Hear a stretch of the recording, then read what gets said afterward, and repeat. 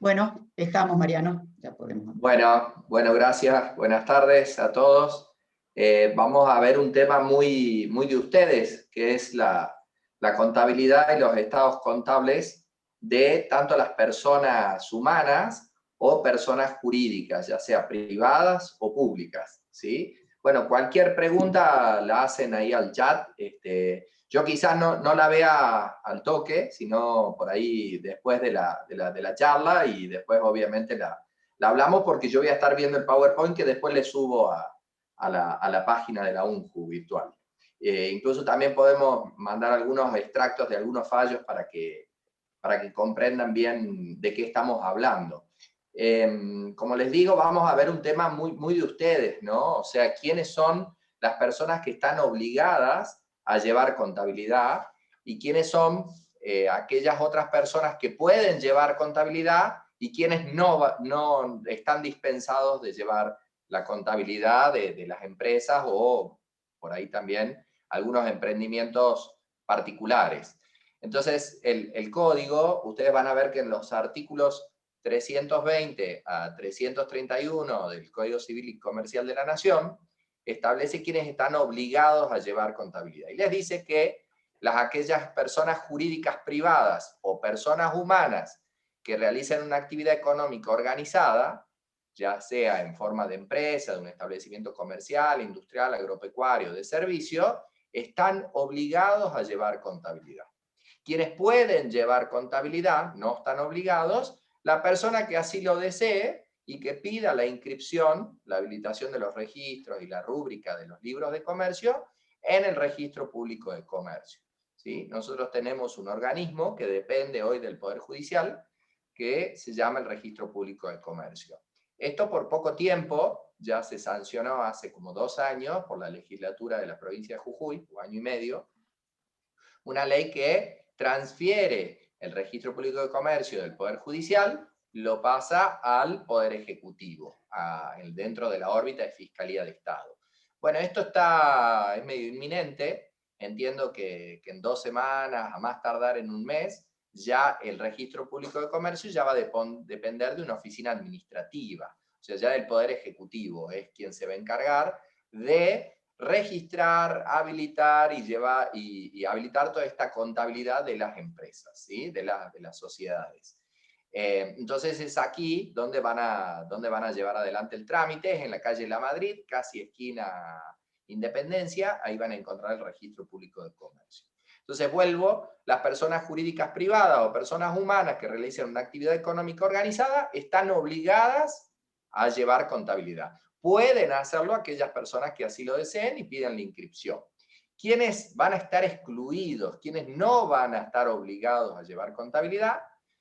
Los profesiones liberales. El ingeniero, el arquitecto, el abogado, el contador, ¿sí? Actividades agropecuarias y conexas que no están organizadas en forma de empresa, tampoco están obligados a llevar contabilidad, ¿sí? O sea, no están obligados a confeccionar balances, estado de resultados, todas estas cuestiones y presentarlas en el Registro Público de Comercio, no va a ser obligatorio para ellos, ¿sí? Reitero, y todas aquellas actividades que no ameriten la habilitación, registración, no van a estar obligados a llevar contabilidad, ¿sí? Solamente en aquellos casos, en aquel que deseo, cuando el emprendimiento, la actividad realmente supera ya a una simple cuestión privada, si se quiere, y ya estamos organizados en forma de empresa, en estos casos sí el código obliga a confeccionar balances.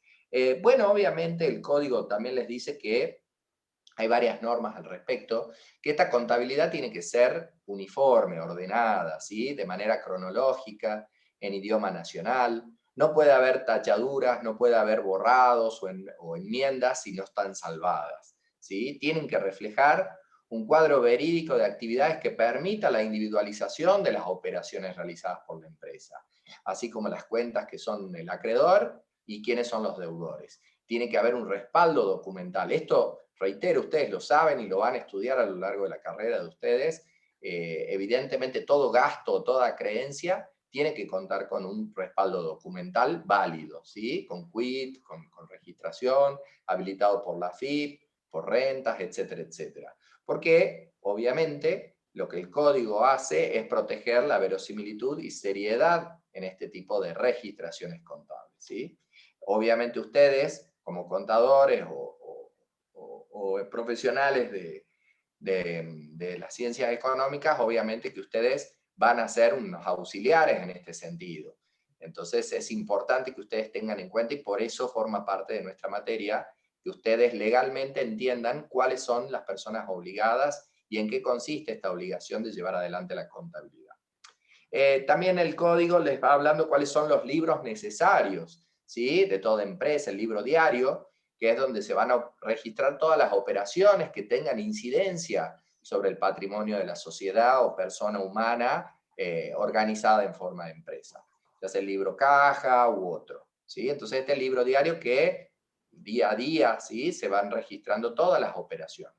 Un segundo libro es el libro de inventario y balances, bueno, obviamente donde figuren todos los activos de la empresa, ¿sí? Y, bueno, obviamente la confección de los balances, el estado de resultados, es decir, la evolución de la empresa durante el periodo económico. A veces van de abril a abril, o de abril a marzo, y a veces van de enero a diciembre. Bueno, depende de cada estatuto social, cómo lo estableció, pero en definitiva es importante que uno, cuando se hace lo que se le llama el due diligence o el estudio de una empresa, uno cuando agarra los balances pueda saber realmente si la empresa tiene un superávit o si por el contrario tiene un déficit, es decir, si está pasando o atravesando una situación mala.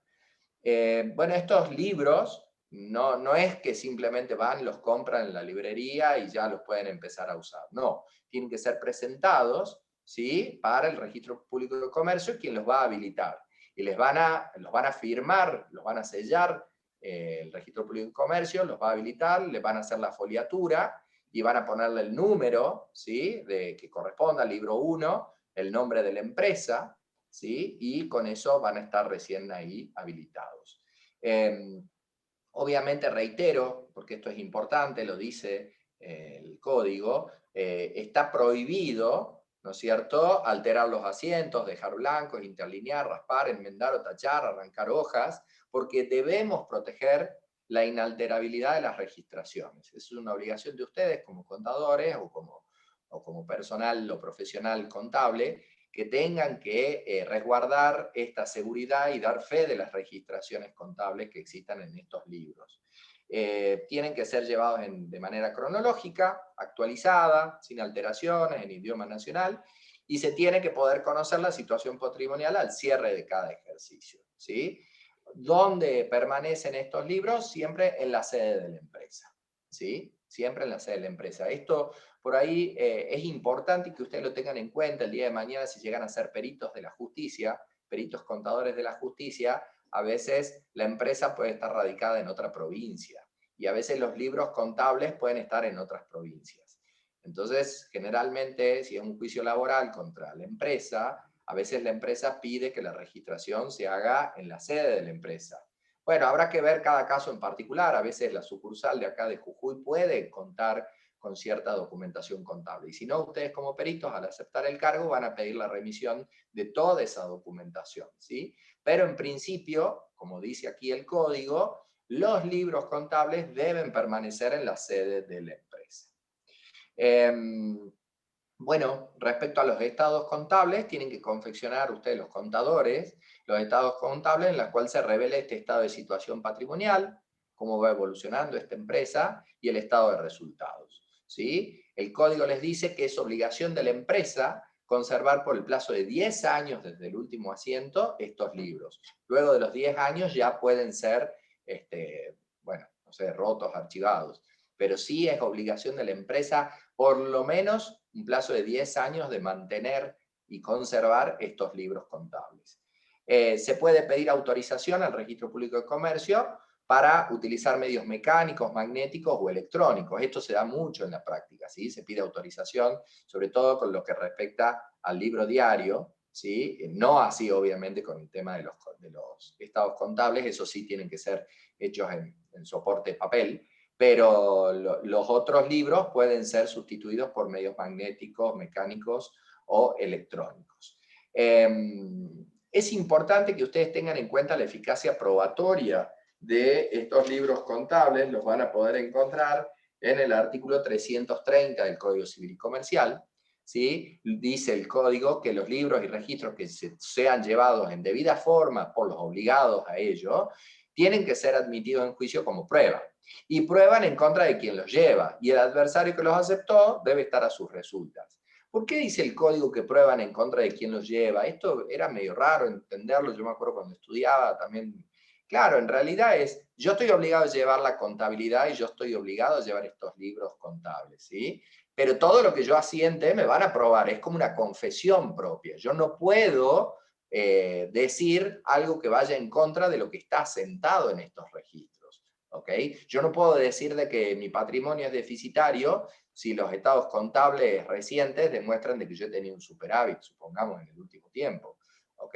Entonces, por eso es que dice el código que prueba en contra de quien los lleva. Pero también tienen eficacia probatoria en contra del demandado o de la empresa, de la contraparte, si es que ésta no lleva contabilidad alguna, debiéndola llevar.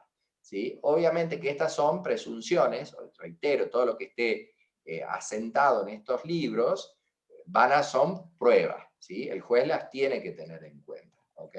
A menos que la otra parte revierta, impugne y acredite con otro medio probatorio, le reste eficacia probatoria y bueno, ahí ya será cuestión del juez valorar a ver qué medio probatorio resulta más verosímil, con cuál prueba puede fallar mejor conforme a derecho.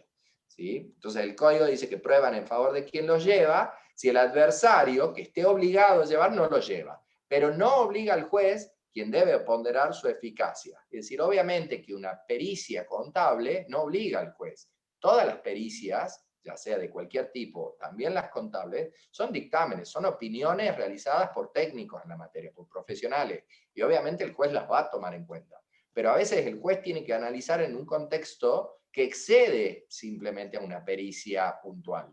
Entonces, nunca obliga a una pericia de cualquier tipo, y tampoco la contable, pero obviamente el juez la va a tener en cuenta. Si ambos presentan contabilidad en forma, el juez va a valorar otro tipo de pruebas.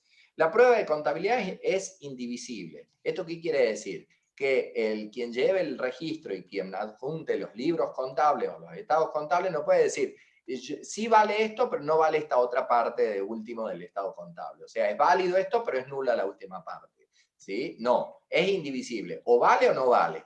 Y si está sentado como válido, listo, vale. ¿Ok? Ahora, si se presentó la nulidad, se anulará todo. También el código les dice en el artículo 331 que ninguna autoridad puede hacer pesquisas de oficio para investigar si llevan o no registros arreglados a derecho. Se protege la confidencialidad, ¿no es cierto?, de la empresa y también del profesional contable, y solo a instancia de parte en algunos juicios vinculados a la cuestión contable. O sea, fíjense, cuando ustedes leen el 331, les dice de que la exhibición general de libros o libros contables solo pueden decretarse instancia de parte en los juicios de sucesión, ¿sí? Todo tipo de comunión, contrato asociativo o sociedad, administración por cuenta ajena y en caso de liquidación, concurso o quiebra. Fuera de estos casos, únicamente puede requerirse la exhibición de registros o libros en cuanto tenga relación con la cuestión controvertida de que se trata, así como para establecer si el sistema contable del obligado cumple con las formas y condiciones establecidas en los artículos anteriores. O sea, básicamente acá lo que el código les está diciendo, se trata de resguardar la confidencialidad de la empresa, no en todo tipo de juicio o donde no esté discutida la cuestión contable, el juez va a poder investigar a la empresa de cuál es la situación contable. Sí, en aquellos casos, como en estos juicios, o en un juicio laboral, por ejemplo, si el trabajador está diciendo yo no estaba registrado, yo trabajé desde tal fecha y yo no estoy registrado, por supuesto ahí, a instancia de parte, el juez podrá admitir. Pero lo importante acá de este artículo es que el juez no puede de oficio, o sea, sin que las partes le pidan, eso significa de oficio, o sea, por propia voluntad del juez, sin que las partes le hayan pedido, no va a poder pedir este análisis de la documentación contable, a menos en estos tipos de juicios que yo les referí, que es el tercer párrafo del artículo 331. Bueno, aquí hago un parate a ver si tienen alguna duda, ¿no es cierto? Y si no, ya sigo con la sociedad por acciones simplificada. A ver, aquí me preguntan, ¿los estados contables prueban en favor? Ah, perdón, este es nuestro. Los estados contables prueban en favor y en contra del comerciante que los hace. Esto es importante porque lo que registre la empresa vale. Son anotaciones unilaterales, por eso es que es importante porque tiene valor frente a terceros.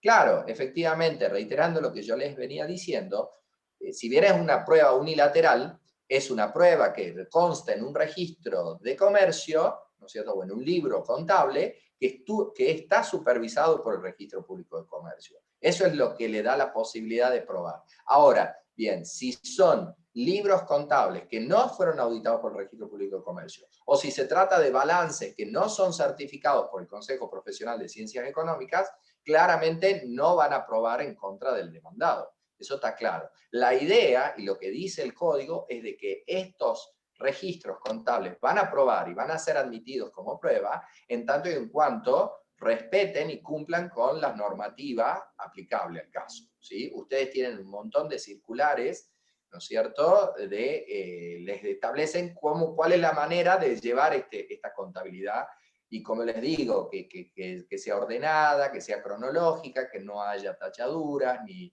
espacios en blanco, etcétera, etcétera. ¿Sí? Bueno, seguimos entonces con la sociedad por acciones simplificada, que es el segundo tema. Ahí la doctora Irene, la escribana Irene Rojo Brizuela, ya les va a hablar también de la sociedad anónima unipersonal, porque claramente estamos ante tipos societarios nuevos, muy novedosos. Fíjense de que esta ley, ya les digo bien, es de fecha reciente dentro de todos, y bueno, aquí no lo tengo, pero es del año 2017, si no me equivoco. Esto supone, ¿no es cierto?, de que venían algunos grupos insistiendo respecto de la sociedad anónima unipersonal o de la sociedad anónima simplificada. Se trata de, como lo dice la propia palabra, de agilizar o facilitar la constitución de empresas, de personas jurídicas que no sean de dos o más personas como era el tipo societario clásico, sino más bien de una sola persona, o pueden ser plurales, pero donde puedan admitir un objeto plural, ¿sí? Es decir, se facilita, se trató de un apoyo al capital emprendedor, porque en definitiva la ley 27349, anoten, ley 27349, es de apoyo al capital emprendedor. ¿Sí? Artículos 33 al artículo 62 regulan lo que es la sociedad anónima simplificada. ¿Sí? Dice efectivamente el artículo 34 que la SAS, o la sociedad por acciones simplificada, puede ser constituida por una o varias personas humanas o jurídicas. Fíjense que esto es importante, porque con anterioridad solamente, primero sí o sí necesitábamos dos personas o más para constituir una sociedad comercial, ¿ok? O incluso también otro tipo de persona jurídica privada. Luego con la sociedad anónima unipersonal, que les va a hablar la escribana Irene, o con la SAS, que es la sociedad por acciones simplificadas, se admite, se posibilita la constitución de una empresa, de una persona jurídica privada, con una única persona, ¿sí? Pueden ser varias, pero también admite que sea una persona humana o una persona jurídica, quienes limitan su responsabilidad a la integración de las acciones que suscriban o adquieran, sin perjuicio de la garantía que a la que se refiere el artículo 33. La SAS unipersonal no puede constituir ni participar en otra SAS unipersonal. A ver, ¿qué les está diciendo? Una sola persona, Mariano Zulueta, puede constituir una empresa, una persona jurídica. Y yo voy a limitar mi responsabilidad al aporte que haga. A ver, supongamos, yo vengo y constituyo una SAS por la suma de 200.000 pesos. Ese va a ser mi capital social. Y esa va a ser, el capital social va a responder únicamente por eso. No se va a ver perjudicado mi patrimonio particular, tal como lo explicó el doctor Montaldi en la clase anterior. La responsabilidad se limita al aporte que yo haga. Pero ahí claramente les dice el 34 que una SAS unipersonal, o sea, Mariano Zulueta, no puede constituir ni participar en otra SAS unipersonal, ¿sí? O sea que si yo tengo una SAS a mi nombre, yo no puedo formar parte de una SAS de la escribana Irene, por ejemplo. ¿Está? No podría ser así. Sí o sí es para como única vez. Los requisitos para constituir esta SAS puede ser un instrumento público o privado con firmas que estén certificadas por tribunales, o sea, por el Poder Judicial, o por escribanos, o bancarios. Y puede incluso ser constituida por medios digitales, con firma digital. O sea, ahí ya empiezan a ver ustedes de que se trata de facilitar, ¿no es cierto?, la constitución de una empresa, ¿sí? A punto tal que van a ver que en el artículo 38 les dice que hasta en 24 horas ya tengo que tener el quit y yo ya puedo empezar a trabajar con la SAS. Bueno, eso en su momento funcionó quizás así en Buenos Aires o en otras provincias. Nosotros en Jujuy no fue tan rápido, hay que, se presenta el escrito, mandan a publicar edictos, es decir, no es tan fácil. Sí, posiblemente les den el quit o la quit en la FIP, pero la sociedad constituida como tal lleva su tiempo. Es importante el artículo 36 cuando les habla del objeto, que puede ser plural. Fíjense que el objeto social, es decir, a qué nos vamos a dedicar como empresa, puede ser plural. Es decir, yo me puedo dedicar a muchas cuestiones, aun cuando no estén vinculadas entre sí. ¿Está? Pero yo tengo que decir claramente en el estatuto social a qué nos vamos a dedicar, de manera clara y precisa qué tipo de actividades vamos a emprender, ¿sí? Y pueden o no guardar conexidad entre ellas. Dice el 38 de la ley 27349, en lo que respecta a la inscripción registral, que la documentación debe presentarse ante el registro público, quien previo cumplimiento de las normas legales y reglamentarias procederá a su inscripción. La inscripción será realizada dentro de 24 horas contado desde el día hábil siguiente a la presentación. Bueno, como ya les dije, acá en Jujuy todavía no hemos llegado a este ideal, pero bueno, la idea es de que el día de mañana, porque tampoco la agilización podemos perder de cuenta algunos controles necesarios previos que hay que hacer. Porque si no, imagínense que esto también podría dar lugar a fraudes, ¿no? O sea, no cualquier persona que podría llegar a ser insolvente podría estar constituyendo empresas, fantasmas por ahí. Entonces, por ahí también es bueno establecer un equilibrio, ¿sí? Es importante de que haya agilidad en la constitución, pero también es importante de que el control registral que se haga de las mismas no perjudique a terceros, ¿sí? Bueno, luego también tenemos en lo que respecta al SAS, al capital social de esta SAS, dice que se divide en acciones, en cuotas partes que se van a llamar acciones, ¿sí? Al igual que las sociedades anónimas. Ustedes, para definir la SAS, es básicamente como una sociedad anónima mínima o minorizada. Es más, tiene algunas similitudes con las SRL, con las sociedades de responsabilidad limitada, pero también algunas partes también de las sociedades anónimas, ¿sí? Es un intermedio entre las dos. Más, a mi modo de ver, más parecida a las SRL, porque no es para la gran empresa la SAS, es por ahí para un primer emprendimiento comercial, ¿sí? Hasta mediano, y bueno, ya para las grandes empresas, claramente ya tenemos que estar hablando de una sociedad anónima. Yo he constituido algunas SAS, anduvieron bien, porque son bastante flexibles como tipo societario, andan bien, se adaptan bien, son bastante flexibles, pero me parece que es para un primer paso, incluso para una pyme, como vendría a ser, ¿no?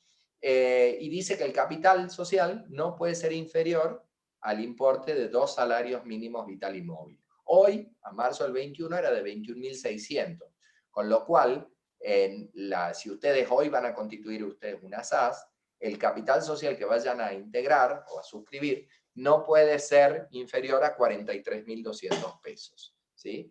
La suscripción e integración de las acciones, dice el artículo 31, tiene que hacerse en las condiciones, proporciones y plazos previstos en el instrumento constitutivo. Lo que sí ustedes tienen que hacer, supongamos que yo, Mariano Zulueta, va a constituir una sociedad por acciones simplificadas con un capital social de 100.000 pesos, ¿sí? El 25% de ese importe dinerario, estamos hablando de 25.000 pesos, yo lo tengo que depositar en la cuenta bancaria abierta a nombre del expediente judicial de la constitución de la SAS. Bueno, ahora, si va a depender de Fiscalía, tiene que ser en la cuenta del macro, ¿no es cierto?, pero abierta a nombre. Luego, después de la constitución, uno ya retira el dinero, no es que ese dinero queda depositado, Simplemente es una suerte de ficción, uno viene, integra ese 25%, pero luego lo retira. Dice claramente que dentro de los 2 años tiene que ser integrado ese capital al 100%, pero insisto, después ya no es que hay control, ¿sí? Pero por eso les digo que es importante el control previo, sobre todo al momento de la constitución. Bueno, van a ver que hay órganos de administración que pueden o no ser socios, los administradores, ¿sí?, de esta SAS, ¿sí?, que van a tener la representación de esta sociedad por acciones simplificada, ¿sí?, es quien van a actuar fuera de la empresa frente a frente al comercio y delante de todos, la firma que vale va a ser la del administrador, ¿sí?, y que para el caso de que se prescinda de la fiscalización, es importante que exista un administrador suplente. Eso sí es obligatorio, lo van a poder ver. Esto es una exigencia de la ley. En el artículo 53 tienen el órgano de gobierno, ¿sí? También, ¿quién es bueno, ahí ya están todos los socios, ¿sí?, que van a tomar las decisiones que excedan a la administración, ¿sí?, aquellas cuestiones más importantes. Y bueno, y el artículo 53, en fin, el órgano de fiscalización, ¿sí? Quien va a controlar a la administración. Y les reitero, una vez más, para que no metan la pata, si ustedes van a prescindir de la fiscalización, es importante que exista una administración suplente. En el artículo 58 les va a decir que tiene que llevar la SAS la contabilidad y tiene que confeccionar sus estados contables, que comprenden su estado de situación patrimonial, el estado de resultados, un poco de lo que vinimos hablando, cuáles son los libros necesarios, que son el libro de actas, el libro de registro de acciones, el libro diario de inventario y balance, que tienen que ser registrados en el registro público de comercio, ¿no es cierto? Tienen que pedir la habilitación ahí, y tienen que ser individualizados por medios electrónicos eventualmente, ¿sí? O sea, ustedes pueden suplir esto, salvo el del inventario y balance, los otros libros pueden ser suplidos por medios electrónicos. Porque obviamente que está pensada en la empresa moderna, ¿sí? En todo lo que, bueno, obviamente y con más la pandemia, se trata de acudir a estos medios virtuales para llevar adelante y evitar la concurrencia personal. Vean también el artículo 60, ¿sí?, de la ley 27.349, que las entidades financieras deben prever mecanismos que posibiliten que a la SAS abran una cuenta en un plazo máximo. Bueno, también les dice que la SAS tiene que inscripta en el registro público, tendrá derecho a obtener su quit dentro de las 24 horas de presentado el trámite en la página web de la AFIP, bueno, etcétera, etcétera. Otras cuestiones que, bueno, no hacen ahora, pero que sí es importante que ustedes puedan leerla. Bueno, desde ya abierto a las preguntas que tengan y básicamente entonces esos serían los temas del día de hoy. Mariano, aquí Sí. te están preguntando, están pidiendo si les podés repetir el tema del aporte. Yo entiendo que te están preguntando por el 25%, dice, si es solo al principio, durante todo el lapso de la SAS.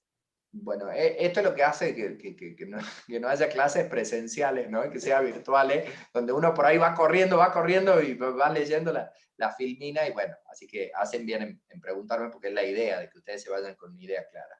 Bueno, a ver, los aportes como en todo tipo societario, incluso en la SAS, y haciendo la salvedad que ustedes ya van a tener el día de mañana la clase, el curso de societario, pero les voy adelantando, los aportes pueden ser en dinero o en especie. Es decir, yo podría hacer el aporte de una finca o de un edificio, de un inmueble, o incluso de bienes registrales. Podemos hablar de un vehículo, de un camión. Por ejemplo, vamos a constituir una SAS que se va a dedicar a las cuestiones de logística, de transporte. Bueno, entonces listo, yo aporté mi camión, o 2 camiones, o 10 camiones.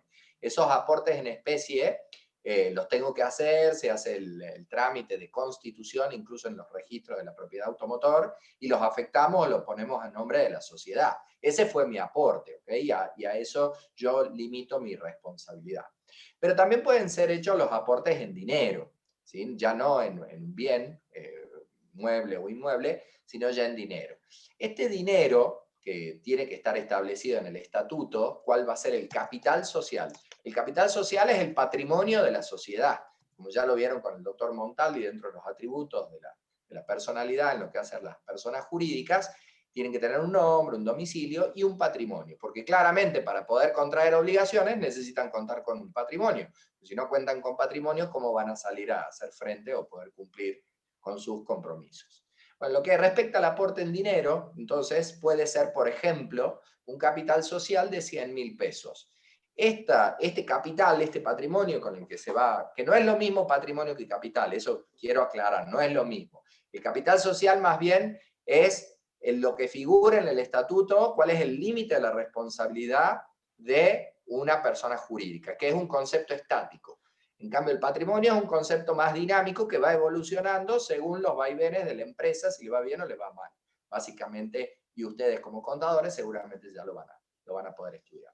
Pero en lo que respecta al aporte, yo vengo y acredito ante el Registro Público de Comercio que me va a exigir que yo integre significa realizarlo en la práctica efectivamente, el de depósito del 25% del aporte en dinero. O sea que si el capital es de 100.000 pesos, yo tengo que acreditarle al juez del Registro Público de Comercio que integré 25.000 pesos. Entonces le acredito con el ticket de que está abierta a nombre de una cuenta bancaria, a nombre del expediente de la constitución de esta SAS que Mariano Zureta está haciendo, el depósito de los 25.000 pesos. Luego de publicar edictos, luego de presentar el estatuto en debida forma, en 3 ejemplares, etcétera, etcétera, y toda la documentación que piden, se constituye la sociedad. Me van a dar una constancia de que se ha constituido la sociedad. Y luego yo retiro ese dinero, esos 25.000 pesos. No es de que quedan depositados sin más esa plata ahí en esa cuenta. No sé si quedó más o menos en claro. Sí, sí, pienso que sí. ¿De qué están preguntando un poco de qué bibliografía podrían estudiar esto? Porque me dicen dónde está en el manual de la Ida Kemmelmayer de Carlucci. Le digo que este tema no está. Sí, bueno, la verdad el código es bastante claro. Hoy por hoy tenemos un código civil y comercial que es bastante claro, es muy llano a la lectura, entiendo que también para ustedes, y esto que les estoy diciendo lo dice el propio código, ¿no? No es necesario. Ahora, sí, más allá del PowerPoint que yo les suba, más allá de algunos extractos de fallos, porque no les subo todo el fallo, pero sí para que lo entiendan, bueno, pueden verlo en el código de comentado de Bueres, que también es muy simplificado, incluso también está en los comentarios que hace la doctora Aida Kemmelmacher de Carlucci, o bueno, en cualquier bibliografía sobre el nuevo Código Civil y Comercial. Pero yo creo que es importante que tengan en cuenta esto. Primero el código, lo más importante del código. Es decir, yo no quiero que ustedes se llenen de tantas ideas o de tantos comentarios, sino más bien ir al código. Si yo no entiendo algún artículo, recién ahí me voy a la bibliografía esta que estamos comentando. Me parece que el código es claro. Mariano, ¿las SAS Sí. están en el código o es la ley? Bien, buena pregunta. No, las SAS están en la ley 27.349, ley 27.349. Ya les digo la fecha, creo que es del año 2017. La pueden encontrar en cualquier buscador de Google, les va a aparecer en Infolec, ¿no es cierto? Ahí está la ley 27.349. Y los artículos en concreto que necesito que estudien, porque no es toda la ley, son los artículos 33 al 62. Van a estar en las filminas que yo les pase, pero del 33 al 62 regula todo lo que es en grandes aspectos, porque no es necesario que lean artículo por artículo, ¿sí? Que tengan idea de qué es lo que estamos hablando cuando hablamos de una sociedad por acciones simplificada, porque además tiene mucha actuación práctica, la van a ver mucho en el ejercicio profesional. Mariano, ahora te pregunto yo, ¿por qué crees que te puede interesar hacer una SAS?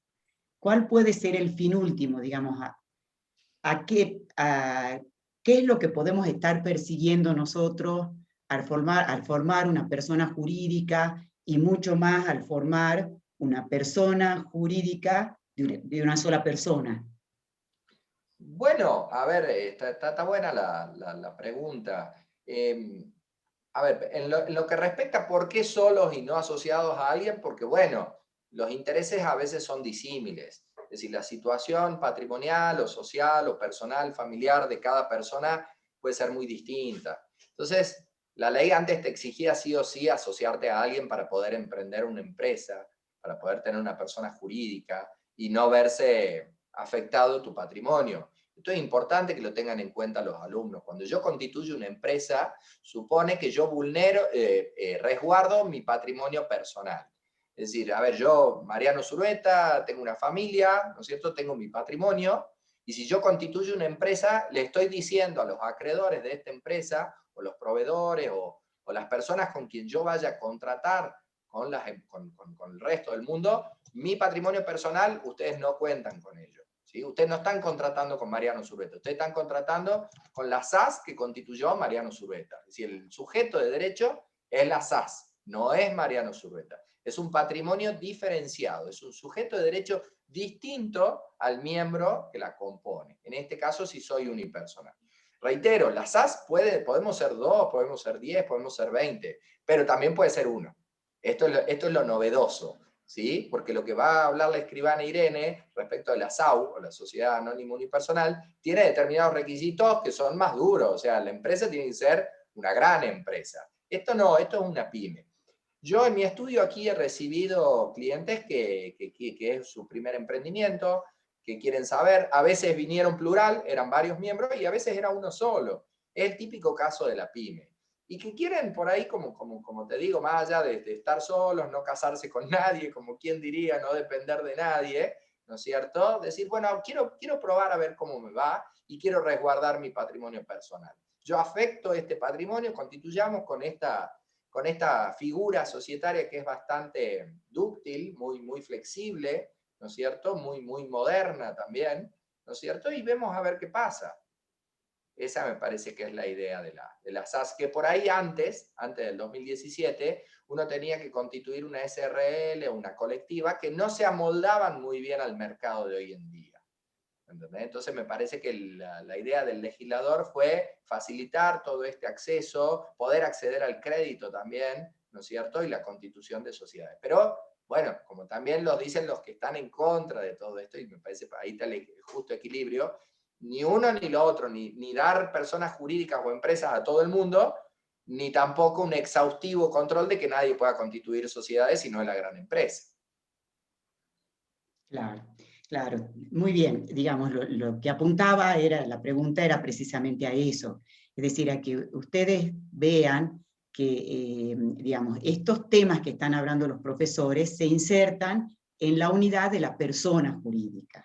Es decir, que esta es una figura de la cual nosotros nos valemos para trasladar los riesgos, es decir, que el riesgo de que a nosotros nos vaya mal en una actividad económica y que respondamos con todo nuestro patrimonio, es como que de alguna manera se parcialice el patrimonio, y entonces si yo tengo una actividad que la desarrollo junto a otros en una persona jurídica colectiva, si a mí no me va bien frente a los terceros, va a responder esa persona jurídica colectiva con ese patrimonio. Ahora, con esta nueva figura, yo también puedo afectar parte de mi patrimonio sin necesidad de unirme a otro, pero afecto parte de mi patrimonio a determinadas operaciones. Y si me va mal en esas operaciones, respondo con ese patrimonio afectado. No voy a responder con todo el patrimonio, como les dice el profesor Mariano. Entonces, son figuras que nos permiten en esta vida económica y cada vez más compleja que vamos llevando, afectar y parcializar nuestro patrimonio a determinadas operaciones. Por eso es que tienen tanto control, porque yo así también puedo vulnerar derechos de terceros, es decir, puedo ir formando todo este tipo de formas jurídicas y de empresas, así, no respondo con este, respondo con aquello, y solventarme yo o solventar las empresas. Por eso que te dice, solo una empresa puedo formar así. No puedo, si yo tengo con la SAS, no puedo participar en otra. Es decir, tienen restricciones porque lo que aquí se está tratando de proteger es los intereses de terceros. Si bien se nos da a nosotros, persona individual, la facultad de poder afectar parte del patrimonio sin asociarme a otro, tiene ciertas restricciones y ciertos límites, pero tratando de proteger los intereses de terceros. Esto es muy importante que ustedes lo tengan en cuenta como principio general en la persona jurídica en general. Es decir, es una herramienta que nos da el derecho para nosotros trasladar los riesgos a una parte de nuestro patrimonio. Hoy, mucho más con estas SAS que afectamos nosotros solos, sin necesidad de asociarnos. Pero tienen ciertos requisitos porque hemos formado un sujeto de derecho de alguna manera distinto a nosotros, que va a responder frente a terceros como una persona diferente a la nuestra. Entonces es una ficción, requiere de ciertos límites. ¿Mm? Bueno, no sé, Mariano, si vos querés agregar algo o pasamos a Irene. Ahí me preguntan, dos preguntas hacen. Profe, ¿usted identificó a la SAS con la SRL? ¿En qué sentido lo relacionaba? Es por la responsabilidad compartida por acciones. No, lo que es parecido a la SRL, primero que nada, los modelos de los estatutos sociales son muy similares. Es decir, la vida de la SRL es muy similar a la SAS, porque estamos hablando de empresas pequeñas o medianas. ¿Sí? No, uno cuando habla o piensa en una sociedad anónima piensa en la gran empresa, ¿sí? O una empresa ya con una envergadura económica importante, ¿sí? Por eso es como que es un salto muy importante de quien recién se inicia en la actividad empresaria acudir a una SA. Es un salto muy grande. Más allá de que claramente existe la sociedad anónima familiar, ¿sí? Pero son más las pocas en este caso. Por eso es la analogía con la SRL, porque estamos hablando de una pyme. Y después la segunda pregunta dice, si la pyme que se constituye como SAS crece, ¿es necesario cambiar a otro modo y cambiar estatuto social o cómo sería? Bueno, depende, porque esto en realidad ya la propia práctica te va a ir poniendo en evidencia de que la SAS no va a ser, se quedó a medio camino. ¿Por qué? Digo, porque quizás la empresa, estamos pensando ya en cotizar en la bolsa de valores, o los bancos, o la vida misma empresaria te va pidiendo ciertos respaldos económicos más importantes que claramente un tipo societario como la SAS no te va a poder. Vos no podés cotizar tus acciones en bolsa con una SAS, te quedaste muy corto. Entonces ahí sí, seguramente va a ser necesario reformar el estatuto y constituir una SA, una sociedad anónima. Mariano, una pregunta. Sí.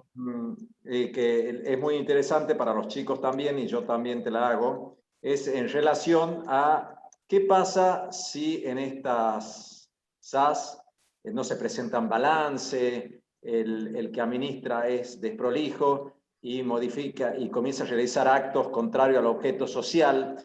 La ley tiene establecido algún tipo de responsabilidad a los socios o administradores que causan un perjuicio a terceros bajo la figura de la SAS, o se aplica lo que establece las normas generales del Código Civil que hablamos la clase pasada?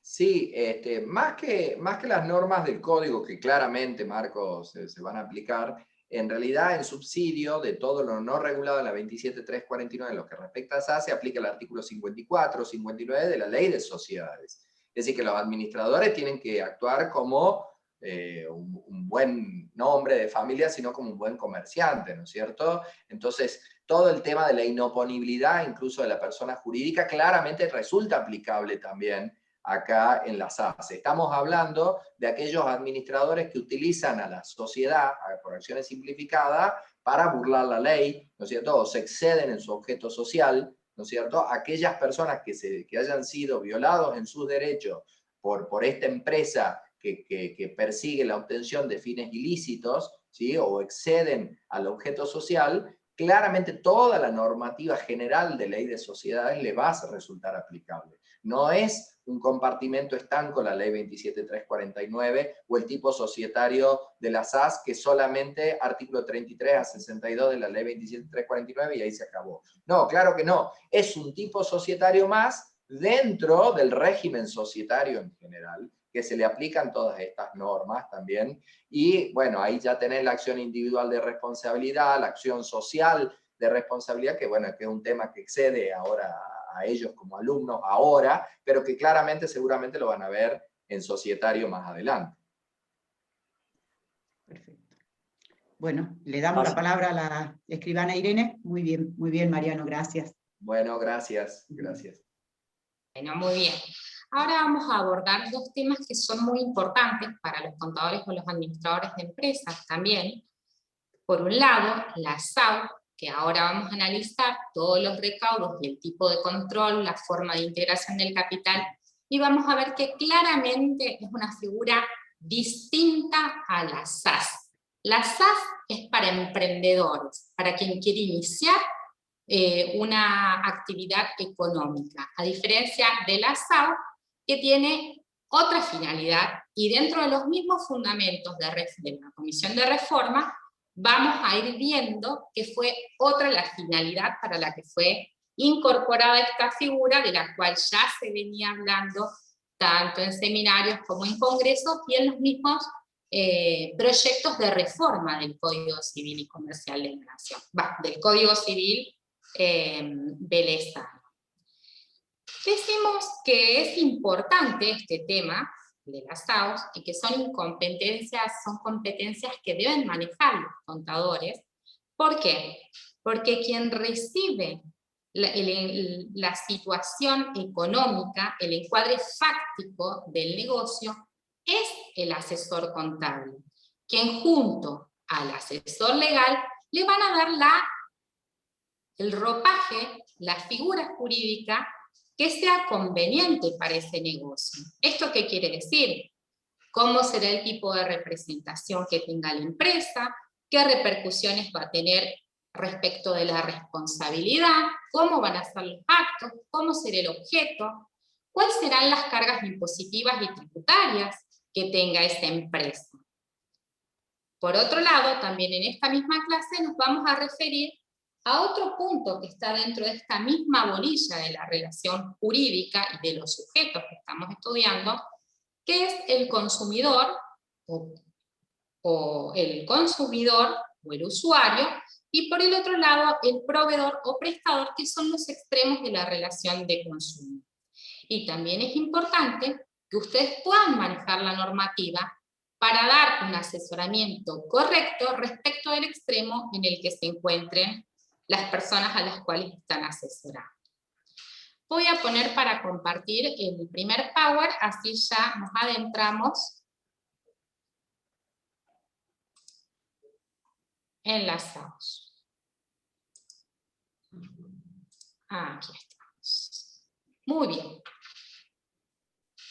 Vamos a retomar esto que ya había desarrollado el doctor Montaldi y que también recordó el doctor Mariano Zulueta.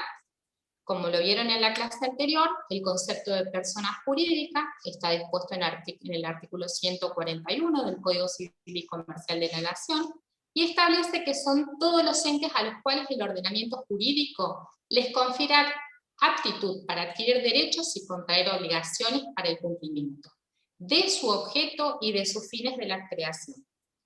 Importante, la persona jurídica es distinta de la persona o de los miembros que le integran, ¿sí? También en relación a esto que ya había desarrollado el doctor Montaldi, es muy importante la determinación y la claridad del objeto para el cual se constituye. Y que toda la actuación que desempeña esta persona jurídica esté en miras a la finalidad para la cual fue creada. Cuando vieron la clasificación, claramente en el artículo 148, estas personas jurídicas privadas podía ser la persona jurídica de carácter público o de carácter privado. Pero puntualmente en lo que nos vamos a referir, esta misma norma clasifica dentro de las personas jurídicas privadas a las sociedades. Y como correlación, como decía el doctor Mariano hace un rato, que tenemos que ver todo el ordenamiento jurídico de manera integral, el artículo 2 de la Ley General de Sociedades dispone que la sociedad es un sujeto de derecho con los alcances que fija la ley. Entonces, ya tenemos el concepto, estamos ubicados, y sabemos que las sociedades son personas jurídicas, y que estas personas jurídicas son distintas de los miembros que las componen.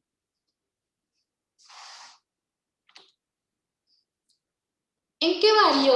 Y hago esta referencia porque es importante que la tengamos clara. La ley 19.550 antes denominada Ley de Sociedades Comerciales. Ustedes bien saben que con la reforma del Código Civil y Comercial, esta ley sigue vigente, en tanto no se hayan modificado determinadas normas puntuales. Su denominación cambia y ahora es Ley General de Sociedades. Acuérdense que ya quedaron eliminadas todas las diferencias que teníamos entre sociedades civiles y comerciales. Ahora simplemente son sociedades. El artículo anterior nos requería la pluralidad de sujetos. Debían ser 2 o más personas las que en forma organizada, conforme a uno de los tipos previstos, porque tenemos el principio de tipicidad, se obliguen a realizar aportes para aplicarlos a la producción o intercambio de bienes o servicios, participando de los beneficios y soportando de las pérdidas. Como lo podemos observar, con la reforma del Código Civil y Comercial introducida en la Ley General de Sociedades, ahora vamos a admitir la existencia de una sociedad con una o más personas. El concepto sigue siendo el mismo. Participamos de los beneficios y soportamos de las pérdidas respecto de los socios, ¿sí? O de los miembros que integran estas sociedades. Ahora bien, tenemos un agregado. La sociedad unipersonal solo podrá constituirse como sociedad anónima. O sea, la SAU, y también dice, perdón, la misma norma que la SAU, no puede constituirse por una sociedad unipersonal. A este párrafo tenemos que también tener colación esta ley que les comentó el doctor Zulueta, que es posterior a la reforma, que es la de la SAS. Pero como bien dijimos hace un rato, tenemos que tener en cuenta que la SAS es para emprendedores. Y vamos a ver que la SAU tiene una finalidad que es completamente diferente. Es buena esta reforma y muchos autores consideran que es uno de los puntos más importantes que se han reformado en el ámbito del derecho mercantil. ¿Y por qué? Porque antes debían recurrir a una ficción jurídica buscando un inversor al cual asignarle una porción mínima del capital para poder cumplir con el recaudo de 2 o más personas.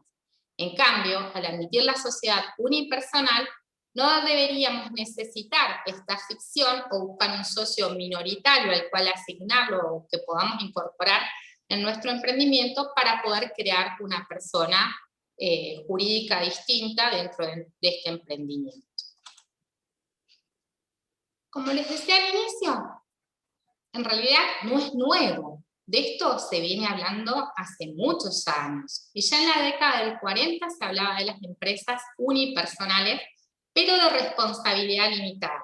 O sea, estas empresas unipersonales bajo la forma de la SRL, que es lo que hasta antes de la reforma del Código Civil y Comercial era el ropaje que le dábamos a la pyme o a la pequeña empresa, porque tanto su manejo como la organización era menos complejo, más simple y más económico, porque vamos a ver cómo las sociedades anónimas y las SAU requieren otro tipo de estructura que no es aplicable o que encarecería lo que es un pequeño emprendimiento o una empresa familiar, porque ya debo contar con sindicatura, porque tengo un control distinto estatal. Entonces, en esta primera aproximación se la pensó bajo la forma de responsabilidad limitada. En el proyecto del año 1989 también se intentó incorporar la empresa unipersonal. Y en el del 91 se había previsto esta empresa unipersonal bajo la forma de SRL y de sociedad anónima. Basta decir también que muchos congresos y jornadas se realizaron con el objeto de incorporar esta figura y de generar un movimiento apto para que se pueda incorporar la sociedad unipersonal. Pero esto que yo les decía hace un rato, de cuáles eran los fundamentos que tuvieron, cuál fue el objetivo de por qué incorporar esta empresa unipersonal dentro del ordenamiento, ¿por qué esta modificación? Y acá vamos a ver que los fundamentos dentro de lo que se pretendió priorizar, justamente no era limitar la responsabilidad de quien forma una SAU, sino que justamente es permitir que este empresario pueda organizar sus patrimonios con empresas con objetos distintos en beneficio o en protección de los acreedores de la empresa individual con un sujeto. Entonces, en este diagrama podemos ver cómo están los acreedores en la parte externa, conformando cada una de las empresas o los objetos distintos que posee. Pensémoslo. A ver, esta SAU le serviría, por ejemplo, a un productor tabacalero, que además de tabaco también tiene una plantación de soja. Pensado en la zona de las Lajitas, donde se planta soja, y tenemos muchos además productores que hacen tabaco en Jujuy y soja en las Lajitas.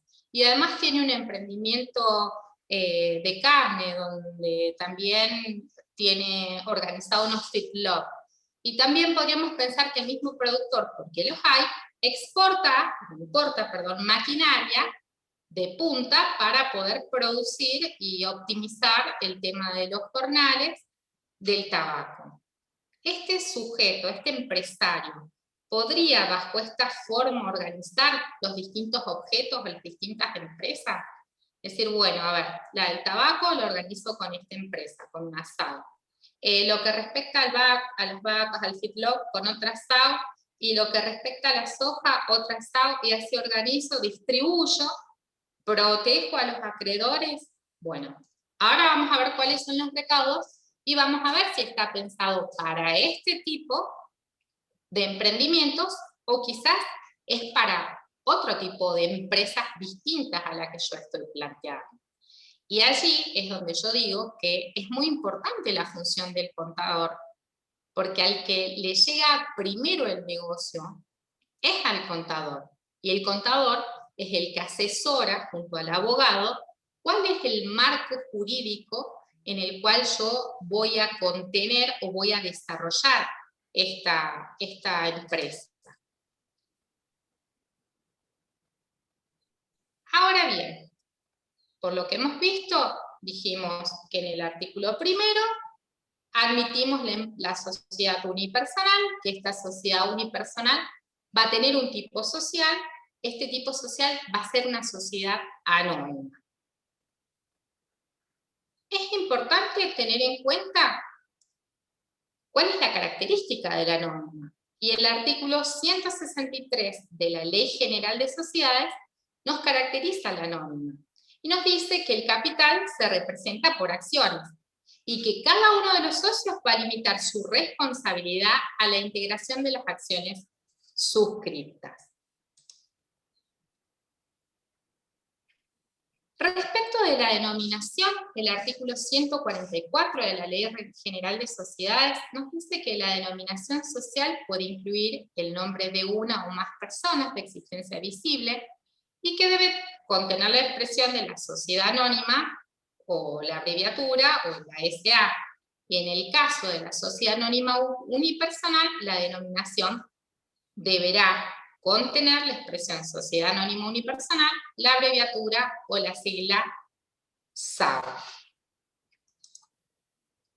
¿Cómo se constituye la SAU?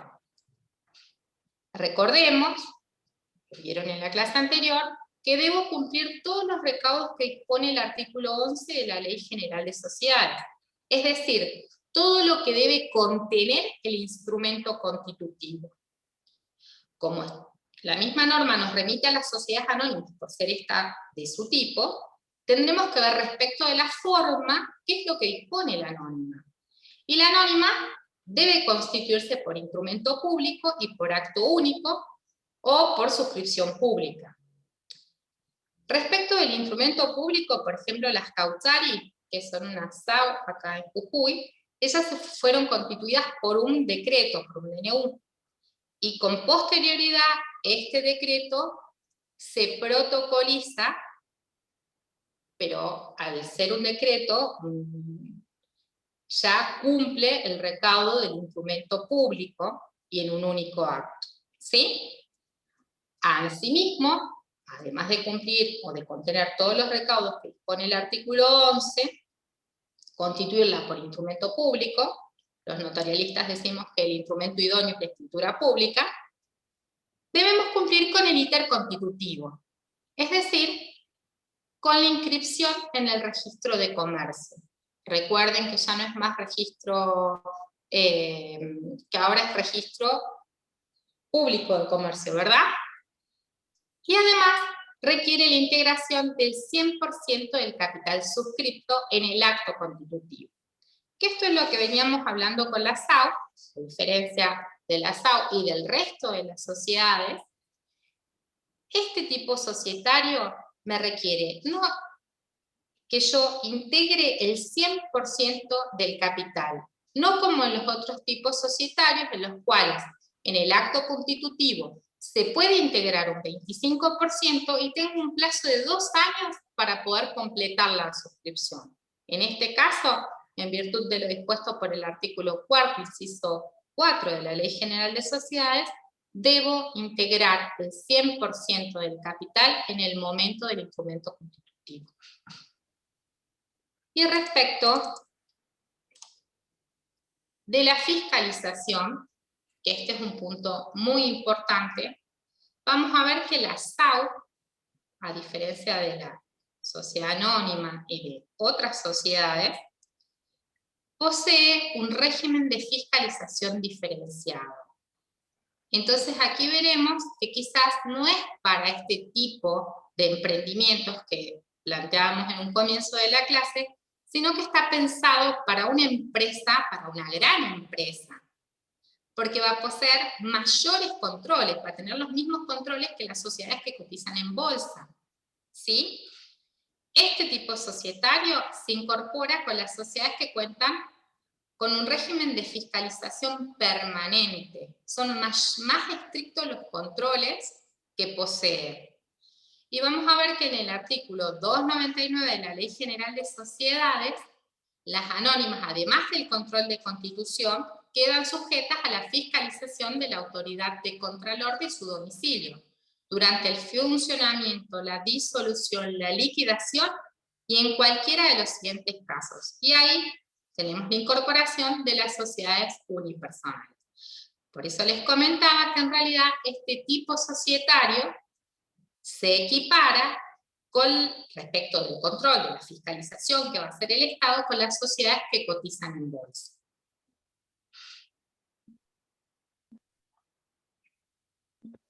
Muy bien, vamos a ver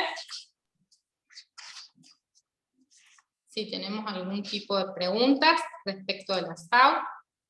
Ahora les voy a mostrar, me van a tener un poquito de paciencia, voy a dejar de compartir esta filmina para mostrarles la Constitución de Cauchari. ¿Ahí la ven? No. ¿No? Me esperan un minutito. Voy de vuelta, así les ¿Es otra cambio. filmina? Es otra filmina que yo les traje escaneada, la Constitución de Cauchari 1, para que vean cómo es el instrumento. Espérenme un minuto. Tal vez deberías sacar esta. Sí, tengo que dejar de compartir esta.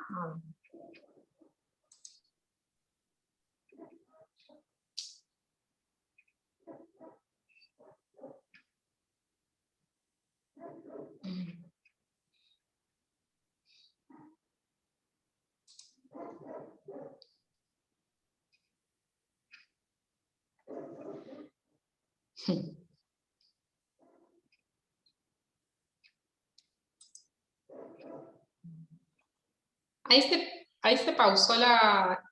Ya no la estoy compartiendo, ¿verdad?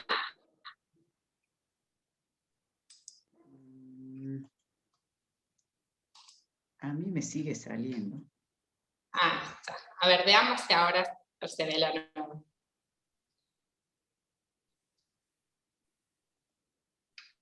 ¿O no?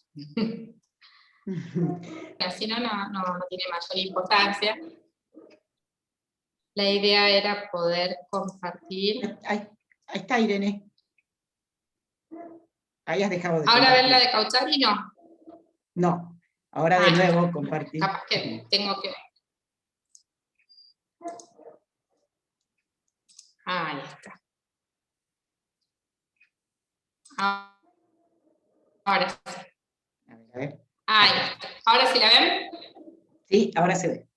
Bueno, aquí tienen la escritura. Les sacamos todas las partes pertinentes para que tengan una idea de cómo se va plasmando cada uno de los recaudos dispuestos en el artículo 11. Acá es el contrato de constitución de Cauchari Sociedad Solar. A ver, para que corra un poquito esto. Aquí está. Cauchari Solar 1, Sociedad Anónima Unipersonal. Y van a tener el contrato constitutivo de las partes, obviamente, que se puede compartir. La denominación, la duración, 29 años. Ahí está. ¿Cuál es el objeto? Lo vamos a ver claramente en el artículo 3. El capital. ¿Cuál es el capital que se le asigna? Más adelante dice cómo se va a integrar, cómo se suscribe. A ver. Espérenme un minutito. Ahí está. Ahora sí.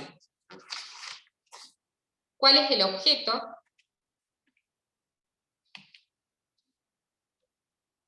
¿Cuáles son los actos que pueden realizar, el tipo de operaciones? ¿Cuál es el capital? ¿Cómo se representa en acciones? ¿Cuál es el importe de cada acción? ¿Qué pasa con los aumentos? ¿Sí?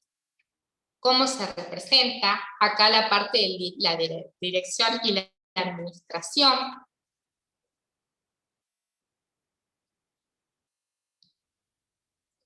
El artículo 9, respecto del directorio, la representación legal, la fiscalización, cómo está compuesta o integrada la sindicatura, los 3 miembros titulares, los miembros suplentes, la asamblea, cuándo cierra el ejercicio, qué pasa si se disuelve la sociedad, ¿sí? Y ahí está con la integración de cómo se integra. ¿Sí? Era como para que vean la estructura de un contrato constitutivo de una SA. Bueno, veamos a ver si tenemos consultas respecto de la SAU, así podemos pasar al otro tema. Victoria, ¿vos ves algún tipo de pregunta? No, ya les hemos contestado lo que te han ido preguntando. No veo más. Lo que yo sí te preguntaría un poquito para que lo reforcemos, Sí, es por que favor. las SAU entonces están reguladas por la Ley General de Sociedades. Las ¿No SAU tienen una ley especial? no tienen una ley especial. Cuando se produce la reforma del Código Civil y Comercial de la Nación, ahí se incorporan todas estas modificaciones en la Ley General de Sociedades.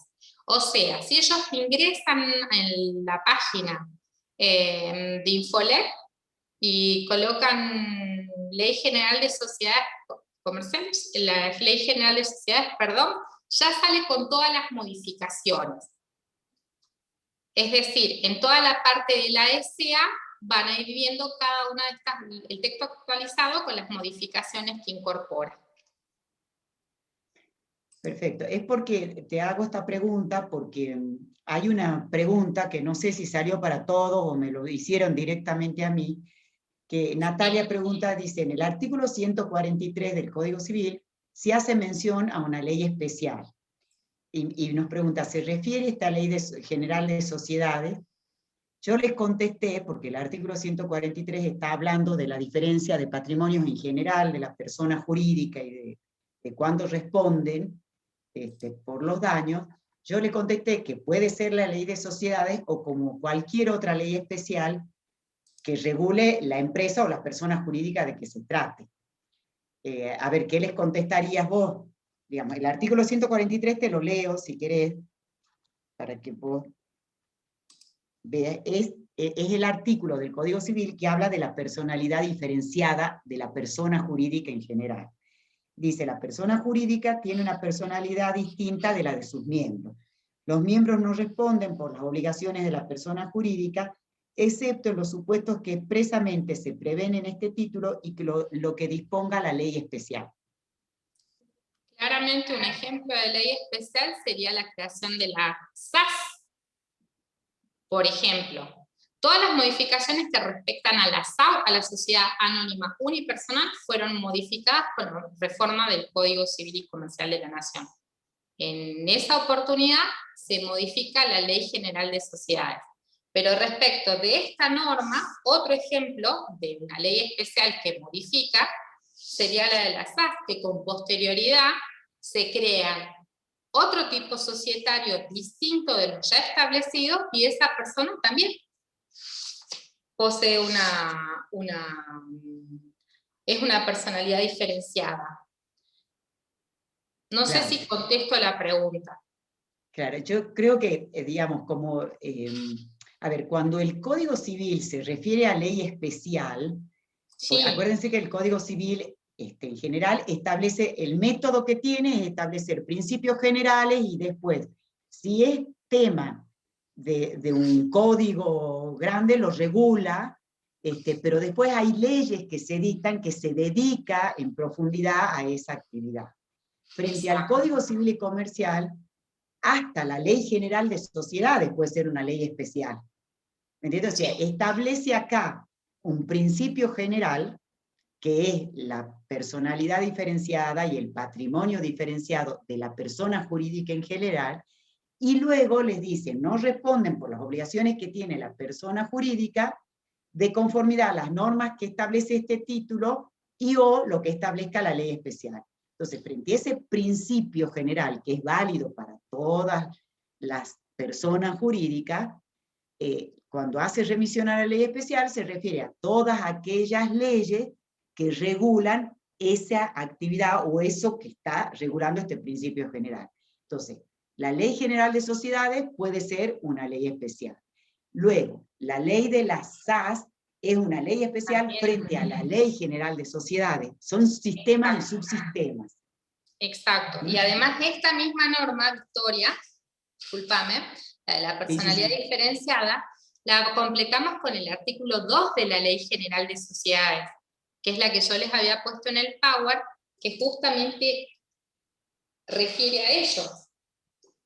Cuando dice que la sociedad es un sujeto de derechos con el alcance fijado, ¿sí? Al ser un sujeto de derecho y después en todo el desarrollo normativo ver que es distinta de los miembros que la conforman, se complementa con esta norma que es la del 143, en la cual claramente es una persona distinta de los miembros que la componen. Perfecto, ahí está. Muchas gracias, profe, dicen, así que está contestada la pregunta. ¿Sí? Bueno. Ahora se me perdió el chat, yo no puedo verlas, así que si vos me Sí, nosotros te vamos diciendo. me decís. Bueno, ya estoy compartiendo la pantalla de consumidor, usuario, proveedor. Sí. Bueno, ahora nos vamos a referir a este tema. Nuestro programa lo incorpora como una primera aproximación al abordar los sujetos. ¿Sí? Fíjense que dentro de la unidad 2 se dispone, como uno de los últimos temas, el consumidor, el usuario y el proveedor. Y decimos que cuando la persona asume el rol del consumidor, consumidor-usuario, por un lado, y el proveedor de bienes y servicios, se pone en marcha todo un ordenamiento, todo un conjunto de normas que van a regir estas relaciones.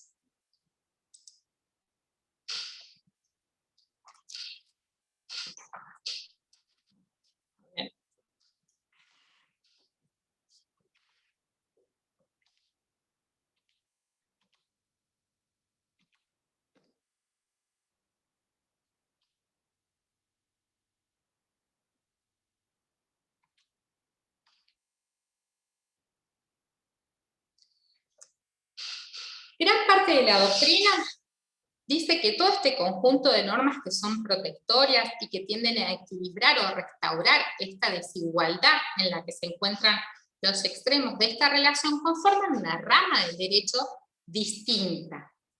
Algunos lo denominan como derecho al consumo, otros como derecho de defensa del consumidor. Pero lo cierto es que todo este ordenamiento, que todas estas normas, lo que van a tratar de lograr es equilibrar las desigualdades, los desequilibrios que se generan entre los distintos extremos de esta relación de consumo. Por una parte hemos dicho el consumidor usuario y por otra parte el prestador o proveedor. Tan es así que algunos autores refieren que el derecho del consumo conforma hasta un derecho esencial.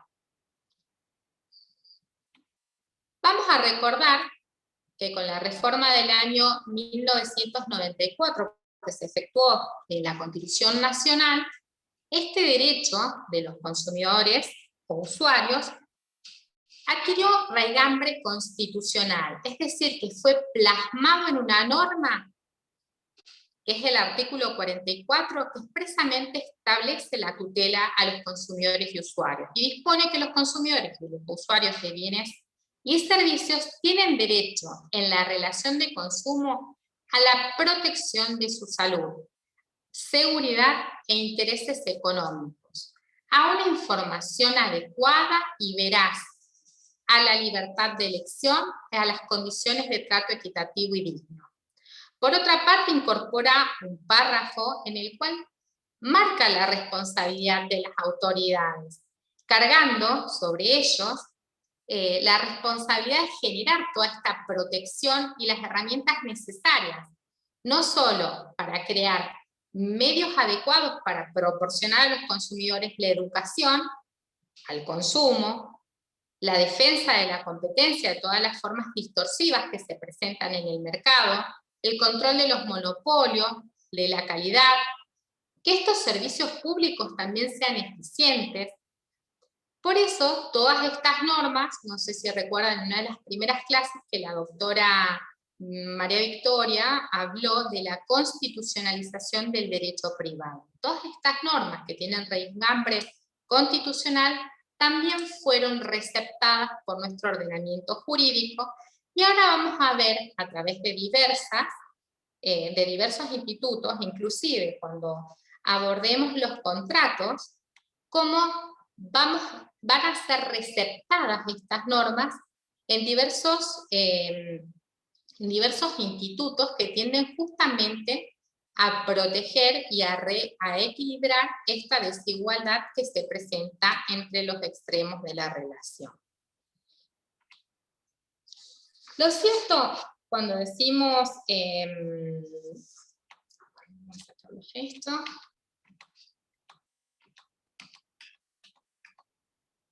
Ahí está. El derecho de los consumidores respecto de su objeto es amparar y proteger a los consumidores o a los usuarios que se encuentran en una desprotección o en un pie de desigualdad respecto a los asesores contables, a cómo se fijan las pautas contractuales. Por eso dice que todas estas normas, que todo este conjunto de normas debe garantizar los derechos de los consumidores. ¿Qué derechos? La libertad de contratación, la libre elección de los alcances que van a implicar la contratación en sí misma, a recibir un trato digno, equitativo, que no sea discriminatorio, al acceso a la información, cómo debe ser, que debe ser amplia, que debe ser relevante, que esta información debe ser suficiente y accesible con relación a los alcances de los contratos que se van a celebrar. El derecho a la provisión por parte del proveedor y de las autoridades de las normas respecto a ello. ¿Cómo debe ser la publicidad? Que debe ser transparente y fidedigna. Que se deben evitar todos estos modos distorsivos en los cuales realmente no se sabe, ya que emplean modos o mecanismos que son distorsivos o engañosos o imprecisos respecto al contrato y a los productos que se encuentran involucrados. La protección legal frente a estas situaciones de abuso y de desequilibrio, es decir, una vez que se configura de qué modo el consumidor o el usuario va a poder ejercer sus derechos. A ello refiere la protección. Los aspectos que tienen que ver con la salubridad y la seguridad del consumo, cómo deben ser los mecanismos que deben poder recurrir a un organismo, que el organismo los represente, que el organismo sea eficiente y eficaz frente a los reclamos. ¿Cuáles son los...? Y por otra parte también estos derechos tienen que estar focalizados en las asociaciones y las federaciones, que son los que van a representar y van a ejercer también controles en las relaciones de consumo. Un punto muy importante habla de la educación del consumo y del manejo de las economías domésticas. Todos estos derechos deben encontrarse garantizados por el ordenamiento.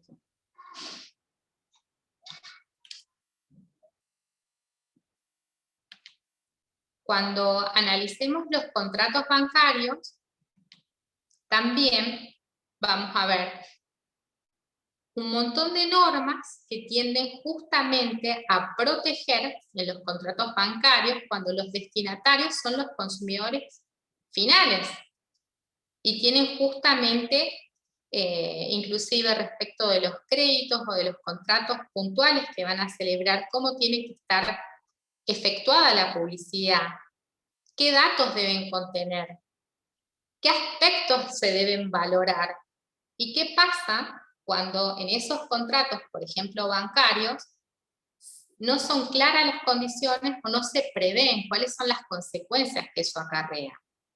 Por eso ahora lo vemos dentro de los sujetos para tener en cuenta que estos extremos, no porque formen personas jurídicas distintas o sean distintas de sus miembros, sino para que tengamos en consideración que cuando la persona, que puede ser jurídica o puede ser humana, reviste el carácter de consumidor-usuario, se activan un grupo de normas, todo un ordenamiento para parte de la doctrina, que tienden a restablecer y equilibrar estas desproporciones o estas desigualdades jurídicas, económicas, técnicas que se presentan en estos extremos de la relación de consumo. El artículo 1092 del Código Civil y Comercial de la Nación es el que nos habla de o define la relación de consumo. También debemos tener en cuenta que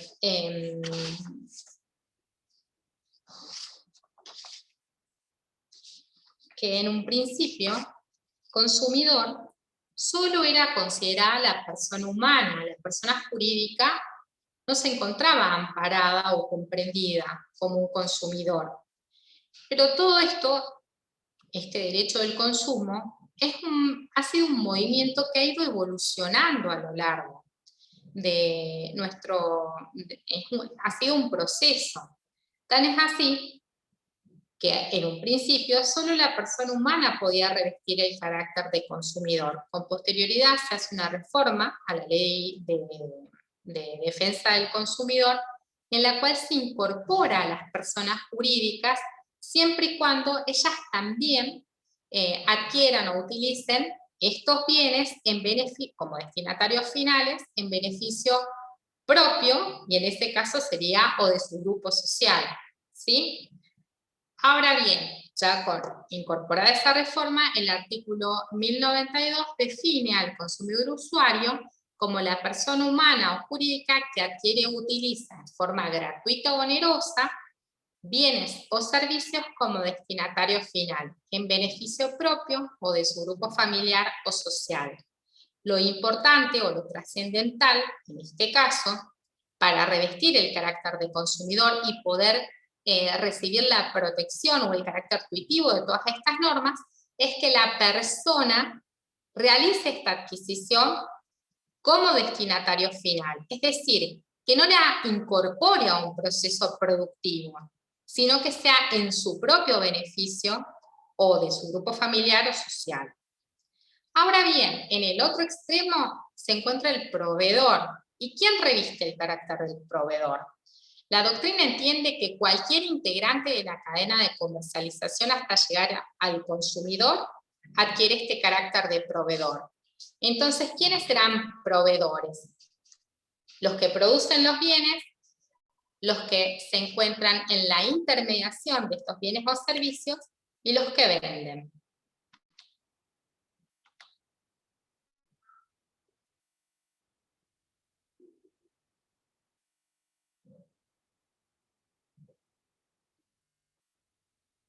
Finalmente, podremos decir que la relación de consumo es el vínculo jurídico que se establece entre el proveedor y el consumidor usuario, que tiene como causa fuente un contrato, puede ser un contrato, como así en el caso de los contratos bancarios, o hechos y actos jurídicos que justifiquen esa relación y que sus efectos se extiendan a terceros, en la medida en que estos resulten ser los destinatarios finales de esos bienes y servicios que constituye su objeto. Esta es una definición que a mí me parece clara, porque acá vemos cómo cumplen este carácter de tercero los destinatarios finales de los bienes y servicios. Es una definición que la dio el doctor Lorenzetti en una disertación en las jornadas de ambiente y consumo en el año 2015 en Tucumán. De este modo queda planteado el panorama dentro de lo que es el consumidor y lo que es el proveedor dentro de la relación de consumo, y como les decía, lo vamos a ir profundizando en las clases posteriores en distintos institutos, como por ejemplo en el contrato bancario, pero cuando veamos la teoría general del contrato, también vamos a ver cómo ya no hacemos el abordaje tradicional del contrato paritario, sino que también vamos a ver que la mayor cantidad de contratos que celebramos o de relaciones que entablamos son de consumo, desde que nos levantamos en el transcurso del día.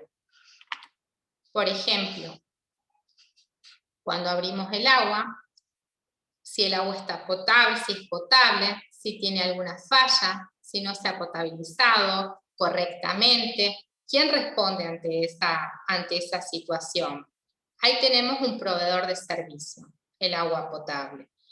Y después una infinidad de contratos, todos los alimentos que consumimos, cuáles son los efectos o cómo se proyectan en la salubridad, el tema energético, que también lo hemos visto, qué pasa cuando quieren colocar una antena o un transformador, cómo muchas veces se opone un determinado sector poblacional que está cerca, y así, en lo sucesivo, vamos enfrentándonos a estas relaciones, o a estos contratos, porque como dijimos, la relación es más amplia, por ejemplo, en el caso del transporte, cómo nos trasladamos hasta la facultad, las lapiceras que usamos, los libros que adquirimos, el cuaderno, las copias, todas estas contratos en su gran mayoría, pero también simples actos, o actos jurídicos, tanto unilaterales como bilaterales, en los cuales se presentan estos extremos, y aquí surge toda esta normativa tuitiva que va a tratar de equilibrar la situación de debilidad que presenta justamente el consumidor usuario. A ver, no sé si tenemos preguntas. Iré, me están Sí. preguntando los chicos sobre bibliografía de derecho del consumidor. A ver, yo les estoy dando así un Muy poco. bien. Miren, a ver, para que vos es muy claro, para tener una primera aproximación, el Código Civil y Comercial de Crusellas. También hay un libro que a mí me parece muy interesante, que puedo subir, a ver, mostrar un minutito, el paso.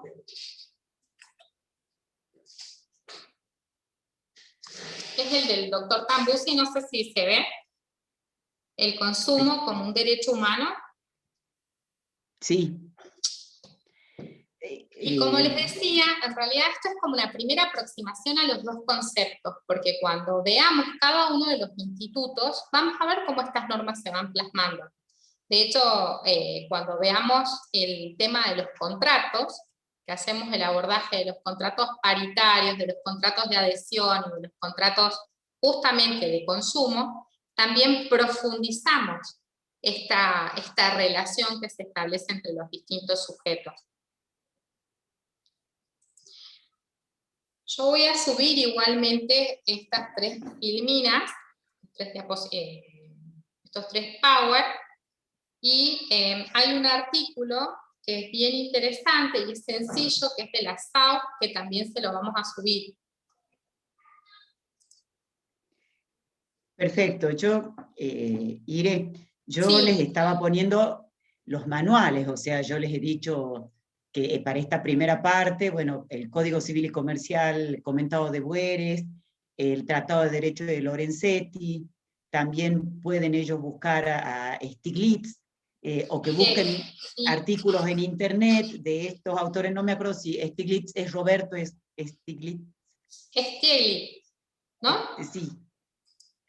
Stiglitz, yo creo que se escribe así, pero bueno, si ustedes ponen, busquen ustedes también, sobre todo para esta primera parte, después cuando veamos contratos ya ahí vamos a trabajar bien, o estos libros que le está diciendo por ahí, si podemos subir enlaces, iré para que ellos, pero también ustedes pueden buscar, porque hay muchísima bibliografía sobre estos principios generales, y está Rubén Stiglitz, ahí está, es Rubén Stiglitz, Stiglitz. Así se escribe. Ese es Rubén. Entonces, bueno, a ver, busquen, y para esta primera parte, los principios generales, hay mucha doctrina sobre esto. Así que podés seguir, Ire, porque no hay más, Preguntas. más preguntas. Ahí me han corregido que no es Roberto Stiglitz, sino Rubén Stiglitz. Bien. Bueno, muy bien.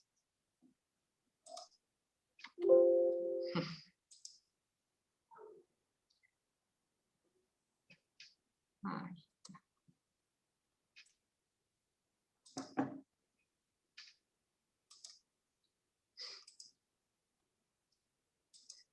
Bueno, mientras vos, ¿qué estás queriendo hacer?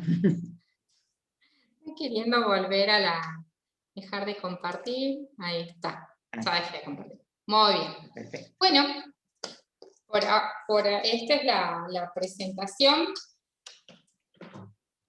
Quería ver si tenía acá las leyes. Acá están. Como para recordarles esto que habíamos dicho, que era todo un movimiento que nació previo a la constitucionalización, pero a partir de la constitucionalización del derecho de los consumidores y usuarios, con posterioridad se dicta la ley 24.240, que es la ley de defensa del consumidor. Y en esta primera ley, como les comentaba, solo revestían carácter de consumidores u usuarios únicamente las personas humanas, las personas físicas, como las llamábamos con anterioridad a la reforma del Código Civil y Comercial, y que con la modificación que se efectúa mediante la ley 26.361, es que se incorporan dentro de este carácter, o pueden revestir esta calidad de consumidores u usuarios, las personas jurídicas, siempre y cuando sean destinatarias, es decir, que esta adquisición de los bienes y servicios no las incorporen al proceso productivo. Lo importante, siempre para tener en consideración cuando hablamos de consumidor usuario, es que debe ser destinatario final, ya sea el mismo sujeto o sea también su grupo social o familiar. Eso por una parte. Y por otra parte también, como les decía, fue todo un proceso de evolución del derecho de los consumidores, porque originariamente solo se tenía carácter tuitivo las adquisiciones cuando eran a título oneroso. Y después también se contempla la gratuidad. Ya no interesa cómo se incorpora el bien al patrimonio del sujeto, sea a título oneroso o sea a título gratuito. Es decir, a mí pueden obsequiarme un determinado producto, y si este producto, por ejemplo, afecta o me genera consecuencias en mi salud, yo puedo reclamar, puedo ampararme en estas normas tuitivas y ejercer todos los derechos que contempla el derecho de los consumidores. Sí, a ver, Ire, yo quería un poquito, digamos, acompañar a lo que ustedes dijeron, decirles que esta parte que han hablado los profesores y que está dentro de la unidad de los sujetos del derecho, estamos hablando en realidad del nuevo comerciante, es decir, es lo que antes nosotros decíamos el comerciante y en los programas anteriores estudiábamos el estatuto del comerciante. Lo que pasa es que hoy, sin haber desaparecido totalmente el comerciante individual, en realidad la materia del derecho comercial ha sido invadida por la empresa, que son las personas jurídicas, de las cuales nosotros no les vamos a hablar de todas las sociedades, porque ustedes tienen una materia especial de sociedades, pero sí es la empresa como forma de organización de capital y trabajo, digamos, ese es el nuevo sujeto que interviene en las actividades económicas, ejerciendo el comercio, y a su vez, del otro lado, está el consumidor. Es decir, hoy nosotros participamos en la vida económica y en el comercio, adquiriendo bienes para nuestro consumo como destinatario final. Y en esa relación económica tan fuerte y tan importante que se generó por la producción en masa, por la contratación en masa y porque se producen los bienes en masa, y para muchos, es que irrumpimos todos en esta vida comercial y en esta vida económica con una situación de desigualdad frente a los productores, frente al proveedor, frente a la empresa, pero de desigualdad porque nosotros pasamos a ser un número, un código en esta gran escala de producción, en este interés a gran escala de estas grandes empresas o de esta gran economía global. Entonces, por eso es que es muy importante, digamos, y este enfoque que nosotros les damos, en donde ya no hablamos, sí existe el comerciante individual, que puede ser quien tiene un almacén, quien tiene, digamos, el cuentapropista, aquel que ejerce en forma habitual y profesional el comercio, está también, pero quien participa en la vida económica son, por un lado, las empresas y por otro lado, nosotros, considerados consumidores, que para el comercio, para la economía, somos un número más. Es como que dejamos de tener individualidad. Por eso es que es tan importante lo que la profesora les enseñaba de la protección que tiene, y que es una protección que surge ya antes, desde hace mucho, y con la Constitución Nacional en 1994 se lo incorpora con rango constitucional. Porque esa desigualdad en la que estábamos participando en esta vida económica y comercial tenía que ser regulada a los efectos de que pudiéramos equilibrar la desigualdad. Entonces, esta parte de la unidad, ustedes acuérdense que es el nuevo comerciante, digamos, son los sujetos que intervienen hoy en el comercio, en la vida económica. Sí, y que también tiene que ver con, ahora lo vemos con mayor frecuencia también dentro de los derechos que ampara y de la protección, respecto a los procedimientos en los cuales también se realizan estas adquisiciones. Ahora fíjense la cantidad de veces en las cuales contratamos por medios no presenciales. Por ejemplo, adquisiciones que se realizan electrónicas, en las cuales también se presenta esta situación de desequilibrio. Me cobran 2 veces, el transporte es más caro que el producto, y tenemos todo un régimen que va a tratar de justamente restablecer esta situación de desigualdad o de debilidad que tiene el consumidor, porque no somos quienes fijamos las pautas, sino adherimos a las pautas que establece justamente la parte más fuerte de la contratación, que es el que provee. Por eso es que también dentro del concepto del proveedor se amplía, y ya no es solo el que lo vende, sino es todo el que interviene en esta cadena de comercialización, todo el que interviene en el proceso hasta que el producto se entregue, reviste el carácter de proveedor. Pero sí, también cuando vayamos estudiando cada uno de los institutos, inclusive el contrato de compraventa, que es el contrato típicamente paritario, también vamos a ver que puede ser ese contrato de consumo cuando esa propiedad se adquiere al patrimonio, ingresa al patrimonio, y los adquirentes sean los destinatarios finales. Esta compra de la vivienda, cuando es familiar, va a estar amparada por el derecho del consumidor. Entonces, no sé si se entendió el concepto, pero yo lo que les quería dejar plasmado, que esta relación de consumo la vemos desde que nos levantamos hasta que nos acostamos, en la vida más sencilla del menor de edad hasta la persona de avanzada edad, porque son contratos y hechos y actos jurídicos que los celebramos continuamente, ¿no?